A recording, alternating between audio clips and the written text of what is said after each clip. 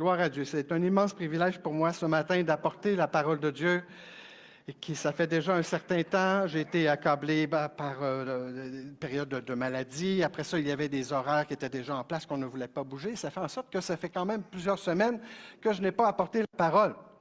Au point que quelqu'un m'a demandé ce matin, tu te rappelles-tu comment on fait? Et que là, je dis, ben écoute, en juin prochain, je vais fêter 30 ans de ministère comme pasteur. Ça fait longtemps, là. Mais j'ai répondu, vous savez, même si ça fait longtemps, la réalité, c'est que c'est dans la crainte et le tremblement. Chaque fois que je me présente ici en avant, c'est dans la crainte et le tremblement envers mon Dieu que j'aime. Je ne prendrai jamais ça pour acquis. C'est lui, pas moi. Je suis qu'un simple messager. S'il vous plaît, ne tirez pas sur le messager. Je ne suis qu'un simple messager, un simple serviteur de Dieu. C'est ce que nous sommes tous d'ailleurs, n'est-ce pas? Je peux-tu entendre un vrai amen à ça? Nous ne sommes que des serviteurs pour le Seigneur et on ne prend rien pour acquis. C'est lui qui est derrière tout ça. Amen. Alors voici, je n'ai pas parti. Voilà à quoi ressemble ce qui s'en vient. On s'en va vers Noël. On s'en va vers la célébration de la naissance de Jésus. Et c'est déjà le mois de décembre, frères et sœurs. Déjà le mois de décembre.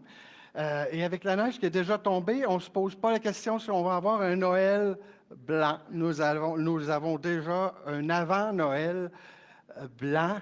Et c'est toujours le fun d'avoir la neige à Noël. C'est comme pour nous, Québécois, quand il n'y a pas de neige, c'est différent à Noël. On dirait que c'est pas pareil.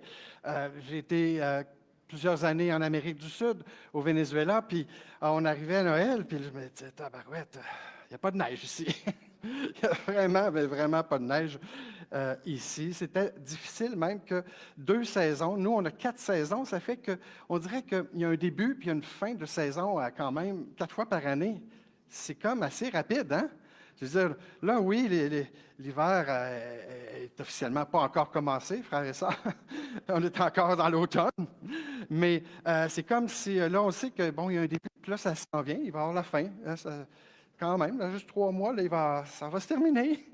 Donc, c'est comme, mais au Venezuela, il n'y avait pas ça. Il n'y avait que 2 saisons. Puis à un moment donné, on s'est rendu compte que ça nous impactait même. On disait, wow, on se demandait ce qui se passait.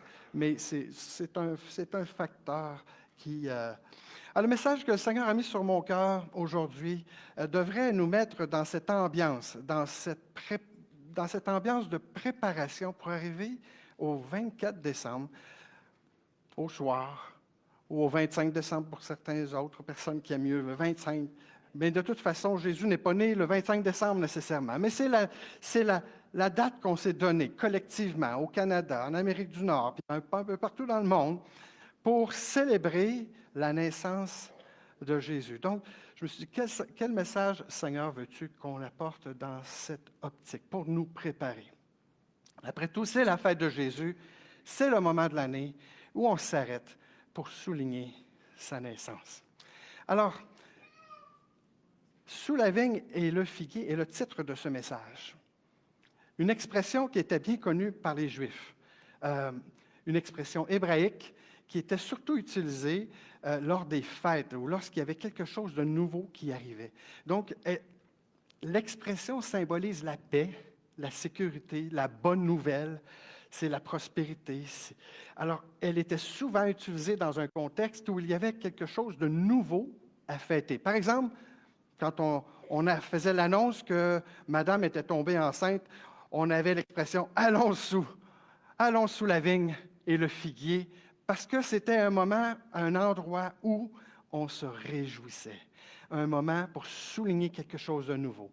La naissance d'un bébé, c'est quand même quelque chose de nouveau, mais ça pouvait être un nouveau départ, ça pouvait être le retour de quelqu'un qui était parti depuis longtemps et qui revenait. Allons sous la vigne et le figuier. Alors moi, je vous invite aujourd'hui à aller sous la vigne et le figuier spirituel, parce qu'on veut annoncer la bonne nouvelle de Jésus.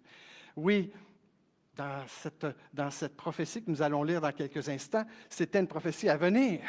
Pour nous, elle est accomplie, cette prophétie. Jésus est venu. Mais nous célébrons sous la vigne et le figuier l'accomplissement de ce nouveau départ, cette nouvelle ère. Et c'est ce qu'on va regarder ensemble aujourd'hui à travers la quatrième vision du prophète Zacharie. C'est un message d'espoir. Spirituellement, cette expression amène les croyants au cœur de l'intimité et de la communion avec notre Seigneur, parce qu'elle est là la sécurité, il est là le bonheur, elle est là la véritable paix. Jésus est venu, prince de paix. Il est l'étoile du matin. Il est l'alpha et l'oméga. Il est l'expression de la gloire de Dieu, le rayonnement de sa gloire. Il n'y a rien de plus grand, de plus merveilleux que l'homme a vu sur cette terre que Jésus pour exprimer la gloire de Dieu. Et la semaine passée, on se rappelle que Martin Jalbert de Parole de Vie Bethel nous a décrit une vision extraordinaire de la gloire majestueuse de Dieu. Amen. Qui de vous sont restés avec cette vision? Amen. Maintenant, cette vision qui était tirée d'Ésaïe, confirmée dans toutes sortes d'images extraordinaires dans l'Apocalypse. Oui, dans l'Apocalypse. Martin Jalbert a déteint sur moi. Alors, il y a cette idée que Jésus est venu, lui, et lui, il est la plus grande expression de la gloire de Dieu. Il est venu sur cette terre, Emmanuel, Dieu avec nous, pour finalement être à l'intérieur de nous. Nous sommes le temple du Saint-Esprit. Et nous, frères et sœurs, hommes, femmes, nés de nouveau en Jésus-Christ, nous sommes le reflet de la gloire de Dieu. Lorsque nous sommes unis, lorsque nous pratiquons l'amour, lorsque nous sommes un, lorsqu'on marche ensemble, nous sommes une expression visible de la gloire de Dieu. Est-ce qu'on est parfait? Non, certainement pas. Puis c'est un peu ça qu'on va voir. Ce message d'espoir est tiré des paroles même du prophète Zacharie, chapitre 3, et au tout dernier verset. « En ce jour-là, oracle de l'Éternel, vous vous inviterez les uns les autres sous la vigne et le figuier. » De quel jour il parlait? Il parlait du jour où le germe, Jésus, serait envoyé et prendrait forme, viendrait mourir à la croix. Il parlait de cette ère messianique, il parlait de Jésus lui-même. Et donc, c'est l'annonce de la bonne nouvelle. En ce jour-là, vous vous inviterez les uns les autres pour célébrer la bonne nouvelle. Alors, c'est ce qu'on fait aujourd'hui. Chaque semaine, chaque matin, on peut se lever et aller sous la vigne et le figuier pour célébrer le Dieu qui nous a sauvés, qui nous a transformés et qui continue de nous transformer de gloire en gloire à l'image de Jésus. Amen. Alors, pour bien comprendre la prophétie du prophète Zacharie, il est important de considérer quelques éléments élargis, du contexte élargi qui précède le moment où l'Éternel s'est révélé à lui. Premièrement, en 597 avant Jésus-Christ. Alors, ça fait quand même, il y a eu cette déportation. Jérusalem va passer aux mains des Babyloniens par le roi Nebuchadnezzar, qui, quelques années après, en 587, donc à peu près une dizaine d'années après, va détruire la ville de Jérusalem, et ainsi que le temple. Et cette tragédie pour le peuple juif est vue comme la plus grande conséquence spirituelle causée par leur infidélité, par leur idolâtrie. Et on ne peut pas, nous, chrétiens d'aujourd'hui, le pointer du doigt en disant « ils ont été infidèles, ils ont été idolâtres », parce qu'on peut tous dire que nous l'avons été. Et le Seigneur nous a sortis de la boue, il nous a sortis comme il a sorti le peuple juif de l'esclavage, du péché en Égypte. Et là, ils sont punis par l'Éternel pour cette infidélité et l'idolâtrie. Les nations qui vont, leurs ennemis, les ennemis qui vont les asservir sur ces 70 années de la durée de temps de l'exil, de cette déportation, sont comme un instrument entre les mains de Dieu pour discipliner, pour éduquer le peuple de Dieu. Wow, c'était certainement pas quelque chose de facile. Le peuple sera alors déporté à Babylone pour une durée totale de 70 ans. Après plusieurs années, l'Empire babylonien va passer aux mains des Perses qui, sous Cyrus le Grand, permettra au peuple juif de retourner dans leur pays et même de commencer la reconstruction du temple. Et le retour de Babylone se fera donc sous la conduite de deux hommes importants. Le sacrificateur Josué, à ne pas confondre là, avec Josué qui était le chef de l'armée de Moïse. C'est pas, là, on parle du sacrificateur qui est aussi mentionné dans le livre d'Esdras. Donc ici, sous la conduite de Josué, sacrificateur, et de Zorobabel, qui lui représente la royauté. Alors ils vont revenir à Jérusalem. L'un représentant la sacrificature, Josué, et l'autre représentant la royauté. D'ailleurs, dans le psaume 110, je vais en parler la semaine prochaine dans mon message, il y a cette idée que sur le trône siégera, il sera prêtre et roi. Et donc, il y a royauté et sacrificature. Et ici, aujourd'hui, le texte va nous parler de Josué qui est le sacrificateur. Et on va voir que cette vision se sépare en deux. En 535, les fondations d'un nouveau temple ont été posées sur les fondements du premier temple, la seconde année. Et pour ceux qui avaient connu le premier temple, il n'y avait aucune comparaison avec le premier temple. Donc, il y avait de la joie. Ils étaient revenus au pays. Ils avaient recommencé. Ce n'était pas terminé. Et déjà, alors qu'ils sont en train de reconstruire, ils voient bien là, que qu'il ne va pas avoir la même splendeur que le premier temple. Donc, ils sont en partie joyeux, mais en partie nostalgiques. Ils ont de la peine. Ils ont de la peine, surtout pour ceux qui avaient connu la majesté du premier temple. Mais le Seigneur va quand même placer une consolation dans leur cœur, parce que même si le temple n'est pas encore tout reconstruit, à l'extérieur du temple, dans les parvis, on a commencé à offrir des sacrifices. Et c'est là le contexte ici aujourd'hui. L'opposition se fit sentir par les Samaritains. Ça, c'est une histoire que vous pouvez lire dans 2 Rois, le chapitre 17. Je le répète, 2 Rois, chapitre 17, si vous voulez aller lire cette partie. Qui, eux, ont réussi à convaincre le roi Artaxerxès, c'est dur ce mot-là, de faire cesser les travaux. Et puis là, le découragement, le moral du peuple était à son plus bas niveau. C'est dans ce contexte-là que Dieu va pourvoir le prophète Zacharie. Un message d'espoir, un message de bonne nouvelle, un message qui nous appelle à aller sous la vigne et le figuier. Il comprenait ce que ça voulait dire. Alors, le Seigneur est toujours plein de bonté. Il y a toujours une espérance qui est vivante. On l'a chanté ce matin. J'espère en toi. Amen. Né à Babylone, Zacharie est nommé dès le début du chapitre avec son père et son grand-père qui eux aussi étaient sacrificateurs. Et donc, dès le premier verset, Zacharie est mentionné. Et c'est intéressant de remarquer que la structure du livre suit la signification des noms de ces 3 personnes. Alors, la première personne, Zacharie, qui veut dire l'Éternel se souvient. Son père, Béréchia, signifie l'Éternel te bénira. Et finalement, Ido, son grand-père, qui veut dire autant assigné. Et donc, la signification de ces mots, c'est comme si on pouvait rassembler cette phrase qui dit « L'Éternel se souvient, et il te bénira, mais au temps assigné. » Il y avait un temps déjà planifié par Dieu pour l'arrivée du Messie, qui a été longuement annoncé d'avance par la prophétie.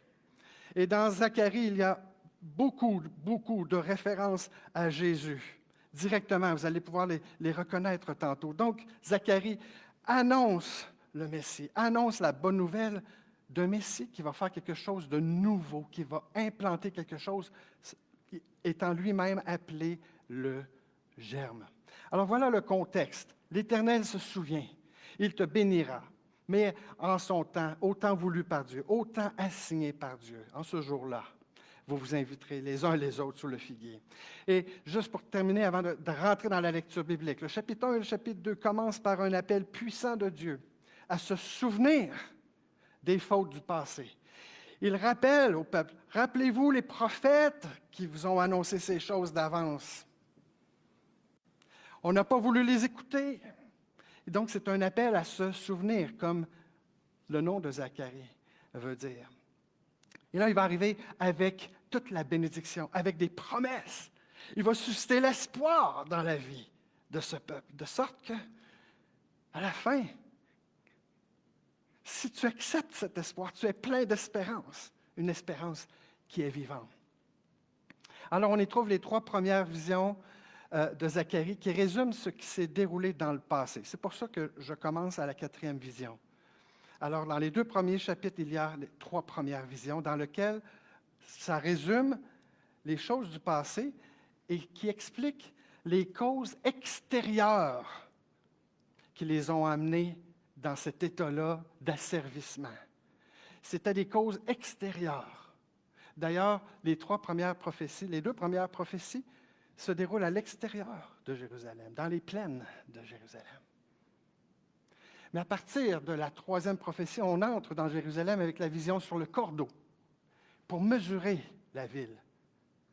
Et à partir de la 4e vision de Zacharie, c'est à l'intérieur du temple. Et c'est de ça qu'on va parler aujourd'hui.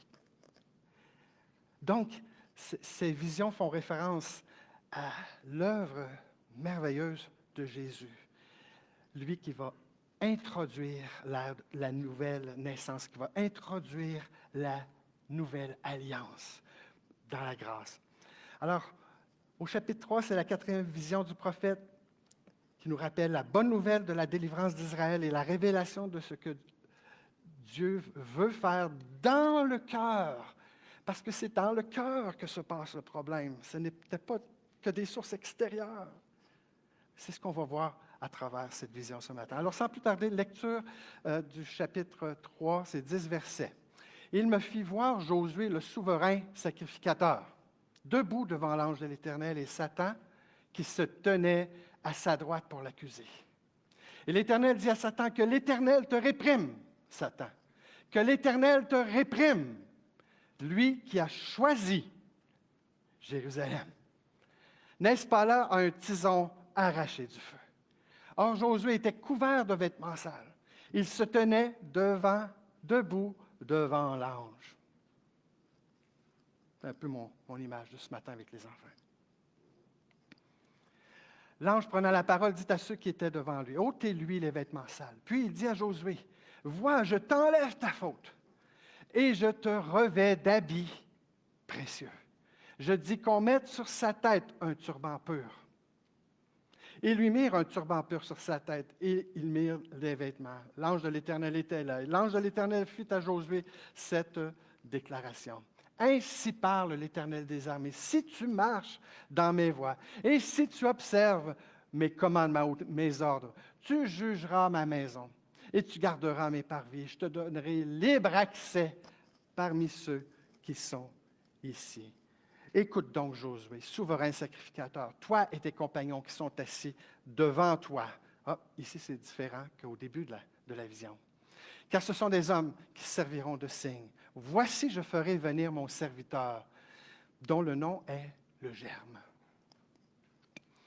Car voici pour ce qui est de la pierre que j'ai placée devant Josué. Il y a 7 yeux sur cette seule pierre. Voici, je graverai moi-même ce qui doit être gravé, dit l'Éternel des armées, et j'enlèverai l'iniquité de ce pays en un jour. Et en ce jour-là, dit l'Éternel des armées, vous vous inviterez les uns les autres sous la vigne et le figuier. Prions ensemble. Seigneur, ce matin, un message simple, en 2 points, Seigneur, qui vont faire relever, Seigneur, notre incapacité à se sauver soi-même, pour ne compter que sur toi dans cette nouvelle alliance, Seigneur. Viens graver sur les tables de notre cœur, Seigneur, ces vérités aujourd'hui. afin qu'on ressorte d'ici encouragé, qu'on s'approprie chacun personnellement, Seigneur, les vérités de ton Évangile, les vérités de la bonne nouvelle, du salut en Jésus-Christ, que chacun puisse avoir cette espérance vivante, de manière à pouvoir participer au repas que nous aurons à la fin de ce message, Seigneur, pour se rappeler ton sacrifice à la croix, qui a été le prix de ce salut, dans le beau nom de Jésus. Amen. Amen. Alors, dans le fond, là, on a une scène extraordinaire, une scène qui nous rappelle une autre scène de la parole de Dieu. Est-ce que il me fit voir Josué, le souverain sacrificateur, debout devant l'ange, et Satan qui se tenait à sa droite pour l'accuser. Ça vous fait penser à quel autre? Ça nous fait penser à Job, effectivement. Un autre passage que ça peut nous faire penser aussi. L'accusateur. Hein? Oui, ça nous fait penser à l'accusateur des frères dans l'Apocalypse, chapitre 12. Josué, ici, le nom de Josué signifie, je vais le dire, je ne suis pas un expert en hébreu, Yahweh sauve. En grec, Yesu, qui signifie Jésus. Alors, quel autre... Il ne pouvait pas avoir un meilleur nom que celui de Josué pour nous parler de Jésus comme une préfiguration. Mais la première partie de cette vision, elle concerne davantage un souverain sacrificateur humain, c'est-à-dire qui est imparfait. Dans ses fonctions sacrées, le souverain sacrificateur, Josué se présente devant l'ange de l'Éternel, devant Dieu, revêtu de vêtements sacerdotaux. Et ce n'est pas les commandements et ce n'est pas les directives et les lois du Lévitique, dans le livre du Lévitique, qu'on retrouve toute la série de règles incroyables dans lesquelles le souverain sacrificateur devait exercer ses fonctions. La pire des choses, c'était d'arriver avec des vêtements souillés, avec des vêtements sales. Et un peu à l'image de ce que j'ai dit au début, c'est avec crainte et tremblement que je me présente toujours devant l'Assemblée pour apporter un message. Mais le souverain sacrificateur, une fois par année, devait représenter le peuple, devait premièrement présenter un sacrifice pour ses propres péchés, mais après ça, il devait rentrer dans le Saint des Saints avec le sang du sacrifice, le sang de l'expiation. Et c'est avec crainte et tremblement. Il était vêtu de fin lin. Le lin représentant la pureté. Il avait un turban pur sur la tête. Certainement pas des vêtements souillés. Mais c'est dans cette condition que Josué, dans la vision, se présente. Et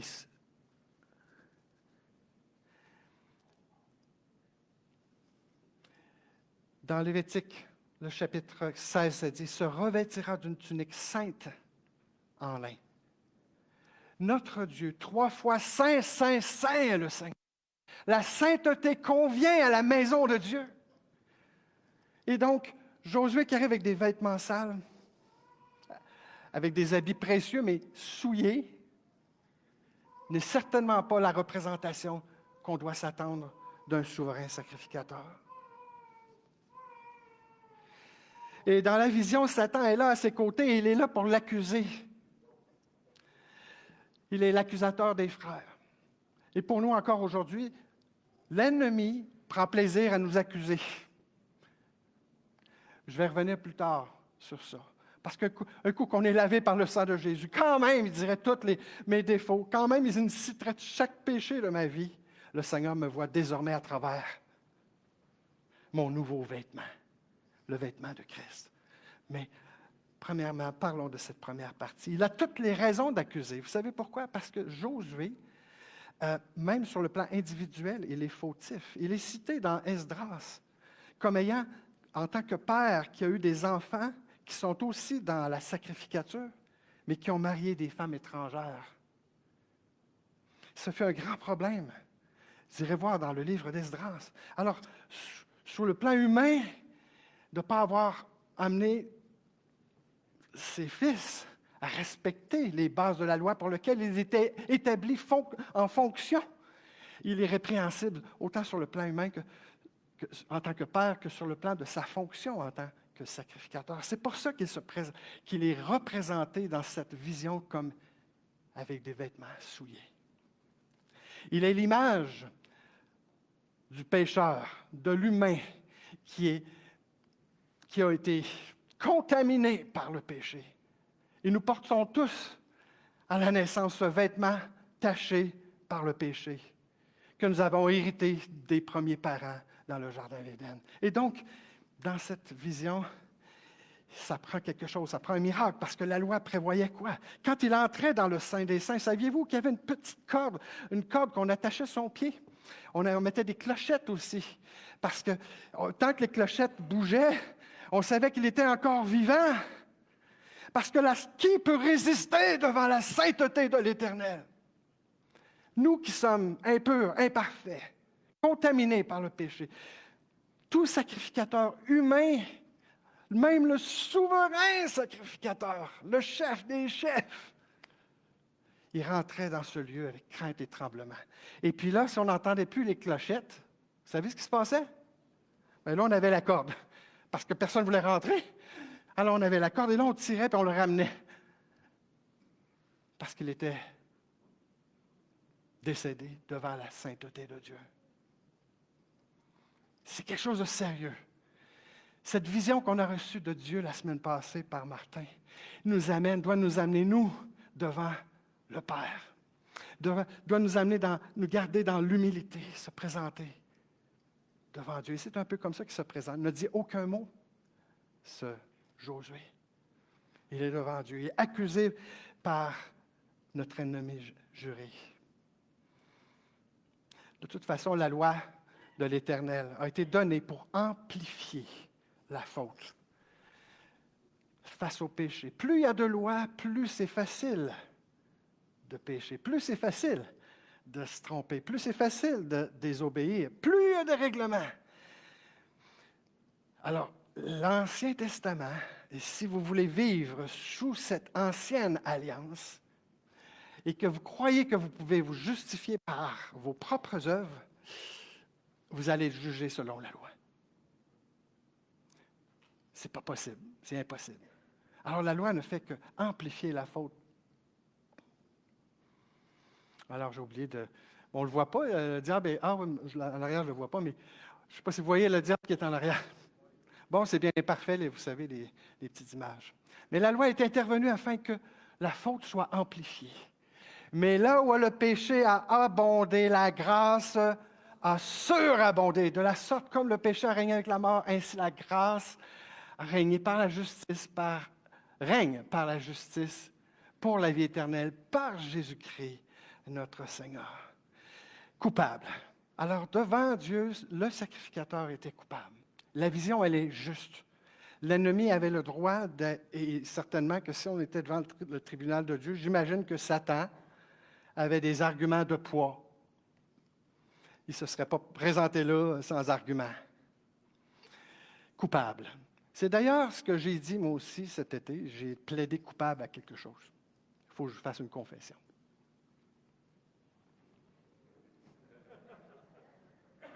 Vous savez, je suis un amateur de moto. J'ai une moto. J'ai fait le tour de la Nouvelle-Écosse, 3600 quelques kilomètres en moto. J'ai fait la Cabot Trail 2 fois, je pense.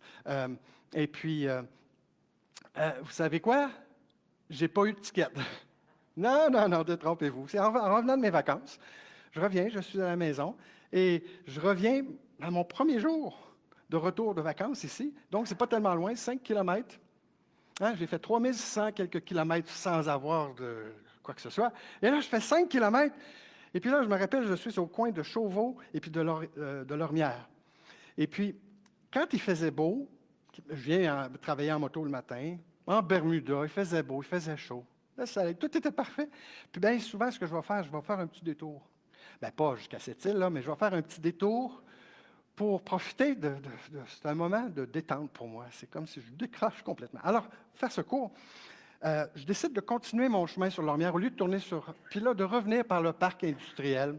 Juste un petit détour de rien. C'est que je m'engage, puis à ma gauche, il y a 4 voitures.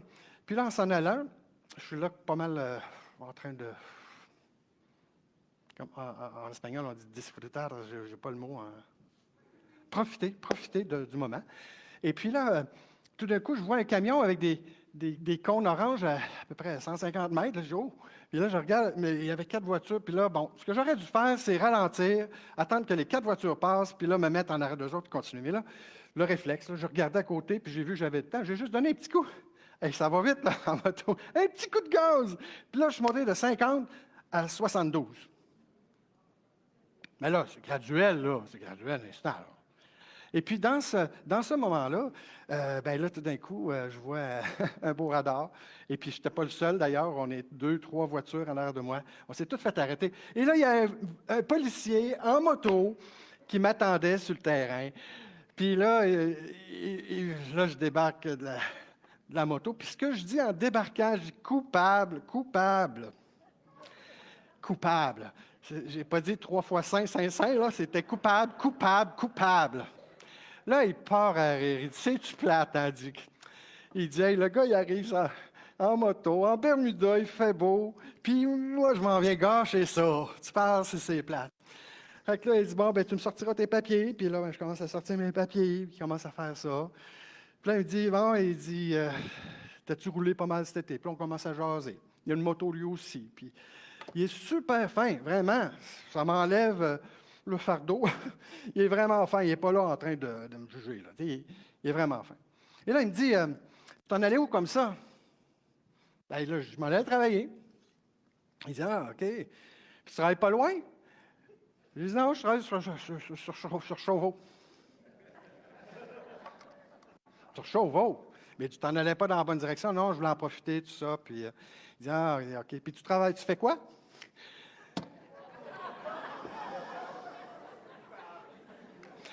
Puis là, je pars à arrêt, puis là, je me rappelle ce que j'ai fait, je pars à arrêt, puis là, je fais ça même. Je dis, OK, je vais te le dire, c'est quoi que je fais. Mais je voulais pas te le dire. Il dit, ben, voyons, il dit, écoute donc, il faut que je t'arrête pour d'autres choses. Je dis, non, t'inquiète. Dans le fond, c'est que, c'est bon, je vais te le dire, je suis le pasteur de l'Église évangélique Chauveau. Il dit, je ne dirai pas le mot. Il dit, je vais avoir toute une anecdote à raconter au poste aujourd'hui, hein? Hey, j'ai pogné un pasteur. En plus, il était en moto, il a fait de la vitesse, en flagrant délit de vitesse. Hein? Puis en plus, en Bermuda. En tout cas, ça fait que finalement, j'ai dit, écoute, je ne voulais pas te le dire parce que c'est pas un beau témoignage, mais ça s'est fait tellement vite, un petit coup. Puis là, j'ai beau essayer je ne voulais pas essayer d'influencer. Là. Ça fait que c'est aussi une autre raison pourquoi je ne voulais pas le dire quand même. Je ne voulais pas utiliser ça pour que ah, bien, c'est le pasteur, on va lui donner une chance. Non, je ne voulais pas ça. C'est que là, il dit, bon, ben, en fouillant son ordinateur, il me dit, ouais, il dit quand même, je vois que tu n'as pas, quand même pas un gros dossier d'infraction. Il dit, la dernière infraction remonte à 18 ans. Fait que, il dit, quand même pas à la fin du monde. Il dit, on prend toujours trois lectures au radar. Ça que, il dit, dans un cas comme ça, je vais prendre la lecture la plus basse. Donc, c'est quand tu es monté de 50 à 60, je vais donner un ticket pour 60 km/h. Mais là, il était dans une zone avec des cônes, c'est comme s'il faudrait que ça double l'étiquette, hein, construction. Et là, il dit, en fait, il dit, t'en aurais pour 450 $. Mais il dit, garde, il dit, étant donné que je fais la première lecture pour 10 pour 10 km, ça va te revenir à 50 $. Et là, il dit, puis si tu vas directement sur le site, en tout cas, puis tu te déclares coupable, ça va te coûter juste 50 $. Et là, il dit, tu ne pourras pas dire que la police de Québec, c'est pas des bons gars. J'espère que... Il dit, moi, c'est une bonne anecdote pour moi, mais il dit, ça va-tu être une anecdote pour toi? Il dit, ça, il me dit ça. Il dit, tu vas pouvoir dire ça à ton église. Et là, je dis, ouais. Je dis, OK, je te fais la promesse que ça ne sera pas dimanche prochain, il faut que je digère. Mais je te fais la promesse que je vais le faire. C'est que si tu écoutes en ligne, parce qu'il m'a dit que ça se pourrait qu'il écoute en ligne, peut-être que continuer d'écouter en ligne chaque semaine. Ben, Julien, je te le dis, je le dis aujourd'hui, là, je tiens ma promesse. Hey, my! Tout ça pour dire coupable, hein? On l'est tous. Là, j'ai mis un petit peu d'humour, puis c'est vrai, c'est arrivé comme ça, mais on est tous coupables. On l'est tous. Josué était couvert de vêtements sales, puis le diable avait raison de le traîner devant les tribunaux, le tribunal céleste. Il se tenait là, debout, devant l'ange. Reconnaître notre culpabilité. Or, nous savons que tout ce que dit la loi, elle le dit à ceux qui sont sous la loi, afin que toute bouche soit fermée et que 2 ou 3, non, que tout le monde soit reconnu coupable devant Dieu. Nul ne sera justifié par lui par les œuvres de la loi, puisque c'est par la loi que vient la connaissance du péché. Alors, cette première partie de la vision avait pour objet de révéler cette vérité fondamentale à Zacharie, mais à nous, de façon prophétique, que nul ne peut être sauvé par la loi. En d'autres mots, impossible d'être sauvé par nos propres forces, par nos propres bonnes œuvres. Même s'il y a juste une toute petite tache que vous voyez quasiment pas, là. Le vêtement que l'on porte à la naissance est déjà souillé par le péché. Mais la vision de Zacharie ne s'arrête pas là. Heureusement, c'est l'Éternel maintenant, verset 2, qui va réprimer Satan. Il ne lui permettra même pas de parler.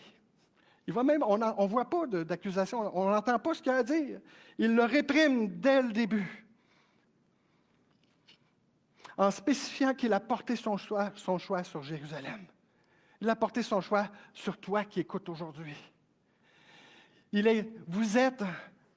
L'Église est comme la prunelle de ses yeux, du chapitre 2.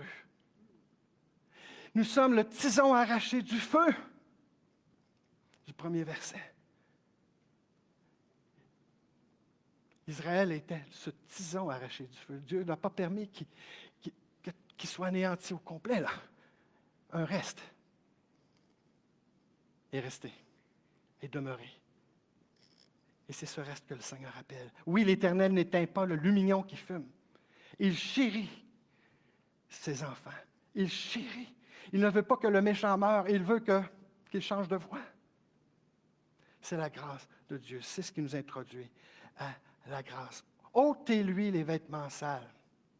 Puis il dit à Josué, vois, je t'enlève ta faute et je te revêts d'habits précieux. Oups, c'est allé trop vite. Et je te revêts d'habits précieux. Je dis qu'on mette sur sa tête un turban pur, et ils mirent un turban pur sur sa tête, et ils lui mirent des vêtements. Gloire. C'est ça, voilà. Et je dis qu'on mette sur sa tête un turban pur. Et ils mirent un turban pur sur sa tête, et lui mirent des vêtements. Quelle vision extraordinaire de la grâce de Dieu. Selon la loi, il aurait dû être exécuté. C'était une sentence de mort, mais avec Dieu. Dieu est Dieu. Dieu est souverain.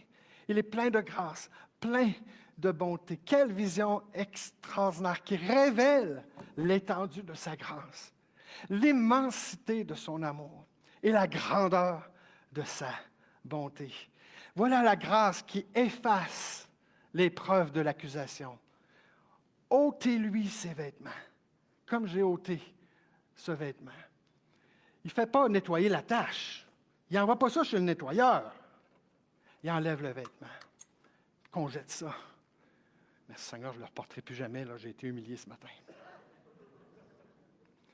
Mais vous comprenez que sous la grâce de Dieu, je suis pardonné. Entièrement pardonné.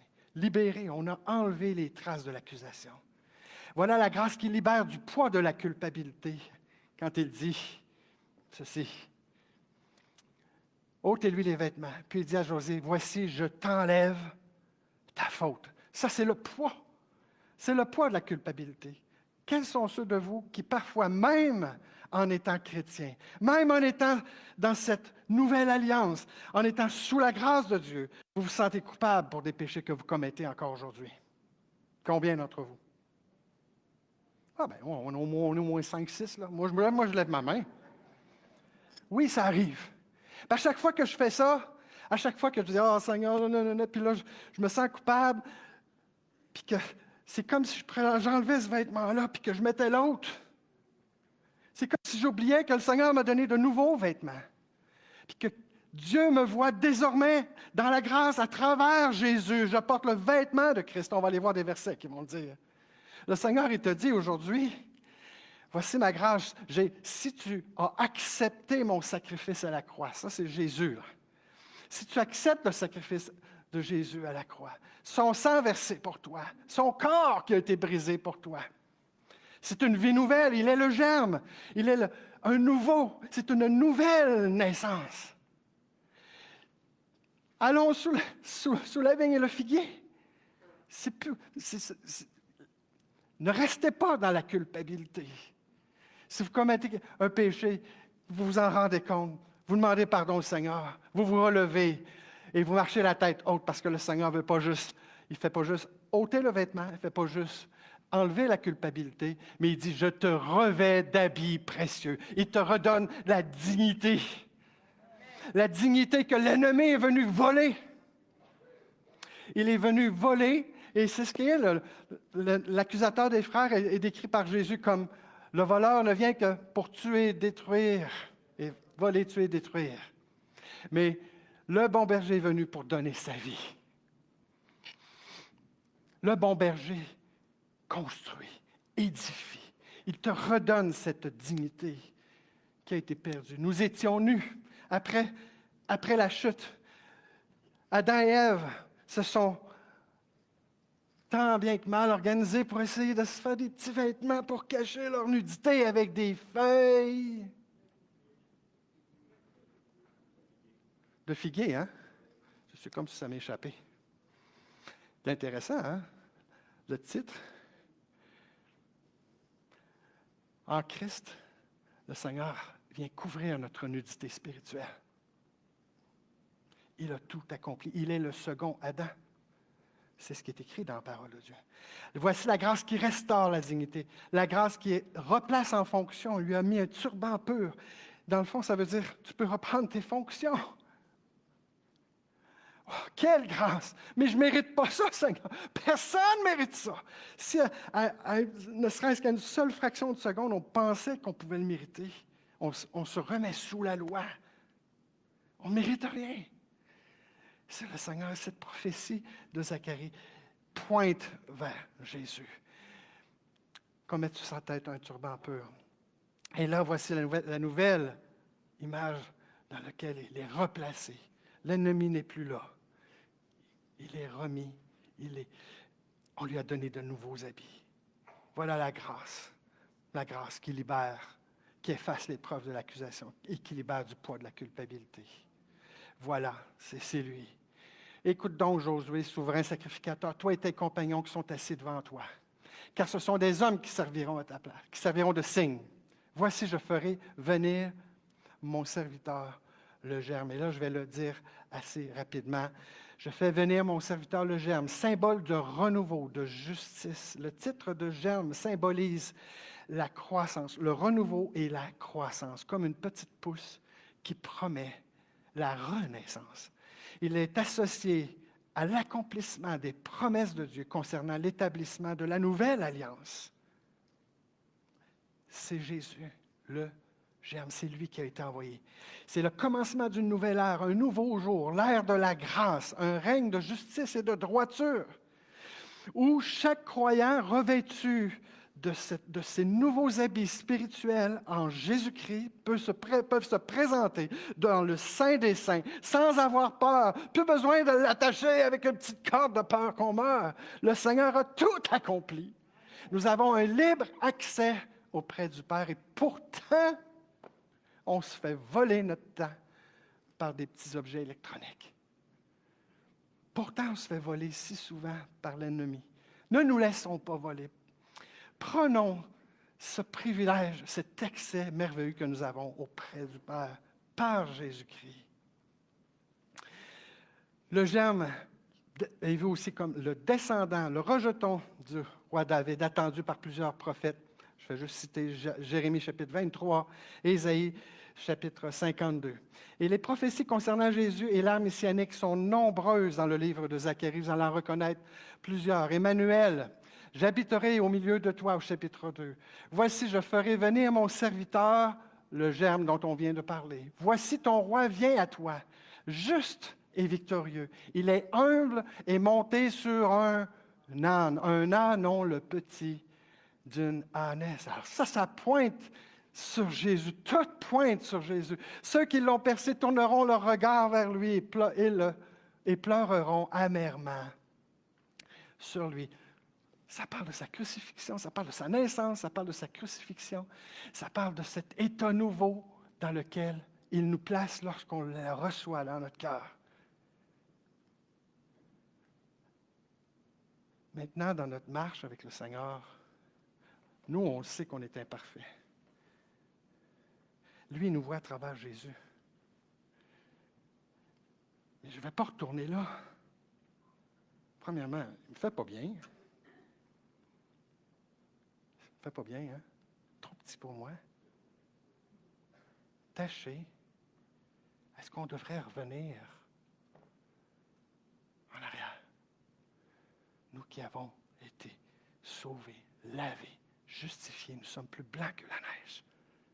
Et par la puissance du Saint-Esprit qui habite en nous, il a fait de nous le temple du Saint-Esprit. On va en parler la semaine prochaine. Alors aujourd'hui, j'avais beaucoup de choses à dire sur le contexte. Je vais m'arrêter ici. Juste quelques versets. La grâce qui libère. Christ est venu comme souverain sacrificateur des biens à venir. Il a traversé le plus grand et plus parfait qui n'est pas construit de main d'homme, c'est-à-dire qui n'est pas de cette création. Il est entré une fois pour toutes dans le lieu très saint, non avec le sang des boucs et des veaux, mais avec son propre sang. La première alliance ne pouvait pas changer le cœur. Tout restait au niveau de la forme extérieure, du rite. Mais seul Dieu peut changer le cœur. Et changer le cœur de pierre que nous avions pour avoir un cœur de chair qui est tendre, qui est prêt à enseigner. Il est entré une fois pour toutes dans le lieu très saint, avec son propre sang, ayant obtenu une rédemption éternelle. Combien plus le sang de Christ, comparativement au sang des boucs, par un esprit éternel s'est offert lui-même sans tache à Dieu, un sacrifice parfait. Purifiera-t-il votre conscience des œuvres mortes, afin que vous serviez le Dieu vivant, le service. Le Seigneur ne fait pas ça pour rien. Il nous donne une nouvelle vie, une nouvelle naissance. Il nous donne son habit. Et là, je vais juste les dire rapidement. Il est le médiateur de cette nouvelle alliance. Et regardez ce que Paul dit aux Romains. Revêtez-vous du Seigneur Jésus-Christ. C'est comme mettez le vêtement du Seigneur Jésus. Et ne vous préoccupez pas de votre nature propre pour satisfaire ces convoitises. Regardez ce qu'il dit aux Galates. Tous ceux d'entre vous qui ont été baptisés en Christ ont Christ comme vêtement. C'est ça que ça. On revêtu le Christ. Regardez ce qu'il dit dans l'Épître aux Éphésiens. Si du moins vous l'avez entendu et conformément à sa vérité qui est en Jésus-Christ, c'est en lui que vous avez été instruits. À vous dépouiller. La première étape, il faut être prêt à reconnaître, enlever, se dépouiller pour recevoir son pardon et recevoir ses nouveaux habits. Mais à revêtir l'homme nouveau créé selon Dieu, dans une justice et une sainteté que produit la vérité. Ça nous enseigne, frères et sœurs, que oui, dans la Nouvelle Alliance, la grâce surabonde, mais elle n'est pas un permis pour continuer de pécher, demeurer dans le péché. Le message serait incomplet si on vous disait l'amour, l'amour, l'amour. La grâce ne peut être comprise qu'à travers la justice de Dieu et sa grâce. Les deux de façon équilibrée. Christ a tout accompli pour nous. Mais la sainteté de l'Éternel convient à sa maison. Il nous appelle à marcher dans cette sainteté. J'avais d'autres versets. Revêtez une nouvelle nature. Il y en a plein de versets. Mais voici, acceptez la grâce de Dieu qui efface les preuves de l'accusation. C'est dire, je confesse. Oui, Seigneur. Accepter la grâce qui libère du poids de la culpabilité, c'est Dieu qui t'a dit, voici, je t'enlève ta faute. Accepter la grâce qui restaure ta dignité, qui te replace de façon parfaite. Dieu te voit de façon parfaite. Ça, c'est la grâce qui te restaure dans la dignité. Puis accepter la grâce qui t'appelle à le servir. Voilà ce que cette cette prophétie nous enseigne. J'aurais tellement d'autres choses à dire, mais j'aimerais vous inviter maintenant à inviter tous ceux qui sont pour la distribution des éléments à simplement s'avancer pendant que je vais juste vous inviter à venir à la table du Seigneur sous la vigne et le figuier afin de célébrer dans la joie la mort de Jésus à la croix parce qu'il a pris notre place. Et peut-être que dans la salle, il y a des personnes qui n'ont jamais donné leur vie au Seigneur. Peut-être que vous dites, mais c'est la première fois que j'entends ça. Ou c'est peut-être pas la première fois, mais j'ai jamais fait le pas encore. Et j'aimerais vous donner cette occasion avant qu'on prenne le repas du Seigneur, parce que le repas du Seigneur est réservé aux enfants de Dieu. L'apôtre Paul aux Corinthiens nous enseigne que si on prend le pain et la coupe et qu'on participe au repas du Seigneur de façon indigne, c'est-à-dire en n'étant pas sauvés, en n'ayant pas confessé nos péchés, c'est-à-dire en étant encore impies devant l'Éternel. Alors à ce moment-là, on boit et on mange un jugement contre nous-mêmes. Important, ne prenez pas le repas du Seigneur si vous n'avez pas fait encore ce pas de dire oui à Jésus. Dans cette vision, à la fin, on parle d'une pierre qui a 7 yeux, qui représente que rien n'échappe à l'œil de l'Éternel. Il est le fondement, il est la vérité. Jésus est le fondement, sa parole est la vérité. Les 7 yeux nous rappellent les 7 esprits dans l'Apocalypse. Et toutes ces visions qui nous parlent des choses célestes nous ramènent dans l'humilité à considérer que Dieu est tellement plus grand que tout ce que l'on peut imaginer. Plus saint, tellement saint que lorsque Jésus était à la croix, ça dit, il l'a fait devenir péché.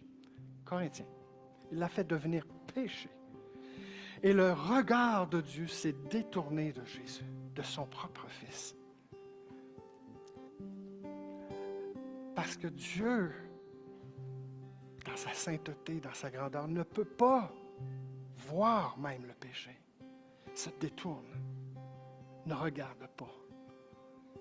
Et Jésus a porté cette souffrance, a porté le poids de notre culpabilité. Il a porté toutes les accusations du monde se sont portées sur lui. Son sang a été versé. Son corps a été brisé, tel que les prophéties le disaient. Tout ça en vue de créer un nouveau jour.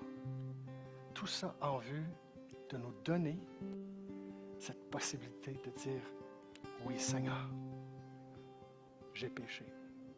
J'enlève mon vêtement souillé. Enlève-moi mon vêtement souillé. Merci que tu ôtes ma faute. Merci que tu me revêts par le manteau de Jésus. Que désormais, tu me vois parfait en Jésus. Alors, y a-t-il des gens qui n'ont jamais fait cette prière, qui disent, moi Seigneur, je veux te recevoir dans mon cœur. Je veux reconnaître que tu es mon sauveur. Je veux confesser mes péchés. Me repentir. Peut-être que l'Assemblée ici, dans son ensemble, c'est déjà fait. Mais je suis sûr et certain, parce que j'en fais partie, dans cette Église, on peut demander au Seigneur pardon pour nos fautes que l'on commet de façon générale. Dire, Seigneur, on te demande pardon. Avant de prendre le repas du Seigneur, je vais vous conduire dans cette prière. S'il y a des gens qui sont là pour la première fois, je vais vous conduire aussi dans une prière simple pour le recevoir dans votre cœur. Et dire, Seigneur, je veux te recevoir. Alors, prions ensemble. Seigneur Dieu, ce matin, nous courbons devant toi. Nous savons que si nous étions dans l'ancienne alliance, nous sommes déclarés coupables. Mais que toi, tu as pris notre culpabilité. Et Seigneur Jésus, aujourd'hui, je veux reconnaître que c'est ton sacrifice à la croix, pas pour les péchés du monde, mais pour mes propres péchés, Seigneur. Je te demande pardon. Je t'ai reçu comme mon Sauveur et mon Seigneur. Et malgré tout, je manque le but souvent. Je commets des péchés. Je veux te demander pardon pour ça, Seigneur.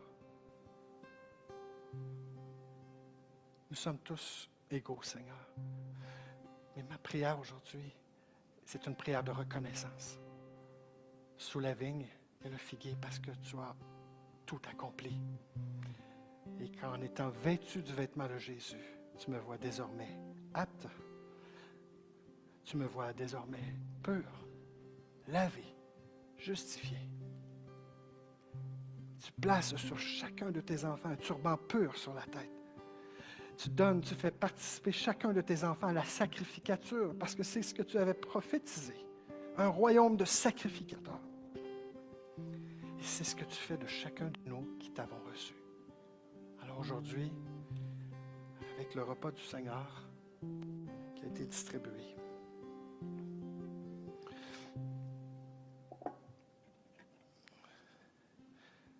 on veut reconnaître, Seigneur, ton corps qui a été brisé, meurtri à la croix.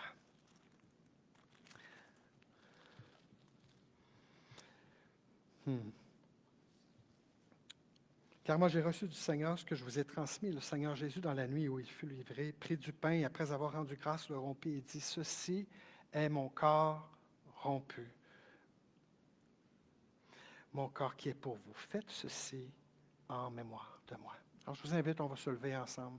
On va remercier le Seigneur. Si une personne pourrait simplement, à haute voix, dire merci au Seigneur pour son corps meurtri.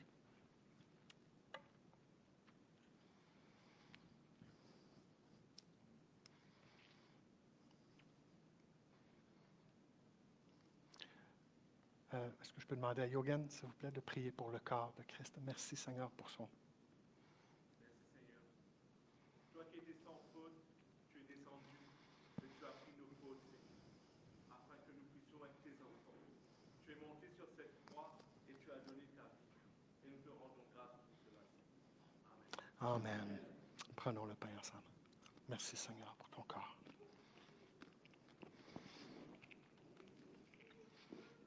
Merci, Seigneur. Quel privilège. De même, après avoir soupé, il prit la coupe et dit, « Cette coupe est la nouvelle alliance en mon sang. » Alléluia! Faites ceci en mémoire de moi toutes les fois que vous en boirez. Mon frère, est-ce que je peux te demander de prier pour le sang de Christ? Merci pour le sang de Christ. Merci pour ton salut qui nous sauve. Merci pour le don de ta vie qui est notre espoir et notre espérance. Amen. Merci Seigneur pour cette espérance vivante que nous avons dans le sang de Christ et de la vie éternelle. Amen. Prenons ça. La coupe. Amen. Merci Seigneur. Que la paix et la grâce de Dieu soient sur chacun de vous. Passez une bonne semaine.